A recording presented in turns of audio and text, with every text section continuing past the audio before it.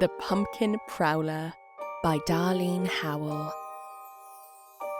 Under a moonlit sky, in Cornhusk Hollow, there was a quiet village surrounded by golden fields of corn and pumpkins.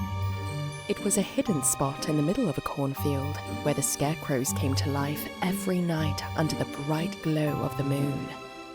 This was their special secret, known only to them. They danced and told stories, but when the sun rose, they returned to their posts, standing still and tall to watch over the fields. In the hollow, there were two scarecrow siblings who were the best of friends. Their names were Rusty and Rosie.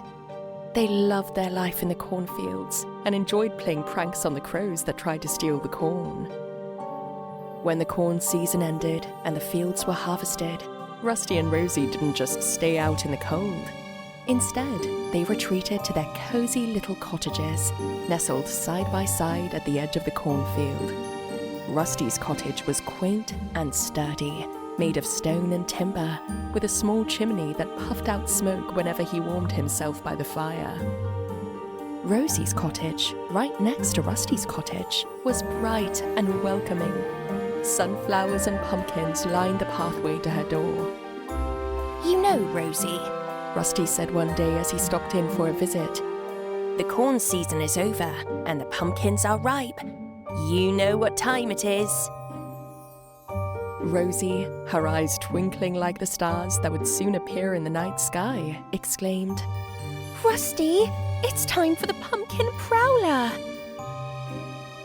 Every year, as autumn night approached, the scarecrows became a bit nervous. It was said that on this night, something strange and spooky happened in the hollow. A ghostly figure known as the Pumpkin Prowler would appear, gliding silently through the forest and playing tricks on the scarecrows and stealing all of the pumpkins. It was said that the Pumpkin Prowler came to take all of the pumpkins, and if it took them all, there would be no pumpkins for the years to come. "Rosie, we must guard all of the pumpkins," said Rusty. "And we shall set a trap for the Pumpkin Prowler," said Rosie. Rusty and Rosie had never seen the Pumpkin Prowler themselves, but they had heard the stories from the older scarecrows. This year, they were determined to find out if the legend was true, so they made a plan to stay awake all night and see if they could catch a glimpse of the mysterious figure. As the sun set on autumn night, Rusty and Rosie stood at their posts, watching the pumpkins as the day turned to dark under the rising moon. "Do you think the Pumpkin Prowler will come?" Rosie asked, her button eyes wide with excitement and a little bit of fear. "I'm not sure," Rusty replied, trying to sound brave. "But we're going to find out." Rusty and Rosie waited quietly for the Pumpkin Prowler.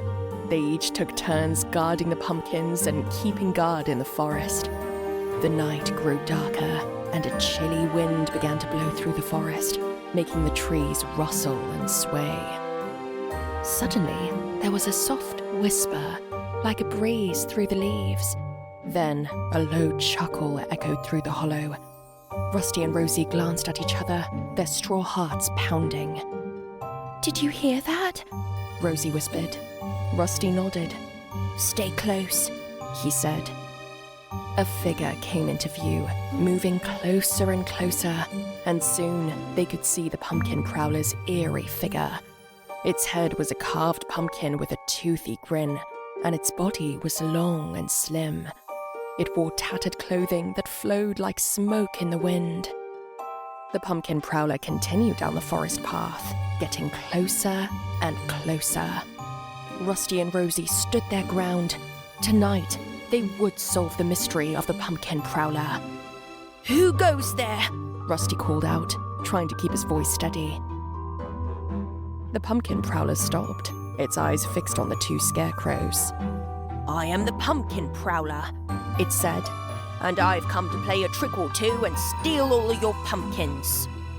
Rosie gulped, but stepped forward bravely. "We're not afraid of you," she said, though her straw knees were shaking. "We just want to know who you are and why you're here." The pumpkin prowler tilted its head and began to laugh. What's so funny? Rusty asked. Follow me to the pumpkin patch, said the pumpkin prowler. Rusty and Rosie grew braver and braver, and they followed the pumpkin prowler through the forest and to the pumpkin patch. The pumpkin prowler smiled a big smile and shook its head. Oh, my friends, you have nothing to fear from me. I'm not here to frighten you. I'm here to have fun. The pumpkin prowler took the pumpkin mask off, and it was no prowler. It was one of the scarecrows. Jake, you played the best trick of all, said Rusty as the three of them had a good laugh. Pretty good trick, don't you think? said Jake. How about you all come over to my cottage and we'll have the best autumn night ever? Thank you for joining me in my autumn fun, said the pumpkin prowler, his eyes twinkling mischievously. Let's keep this our little secret. From that night on, Rusty, Rosie, and Jake eagerly awaited the magical autumn evening when the pumpkin prowler would return, bringing joy and laughter to the hollow once again. The end.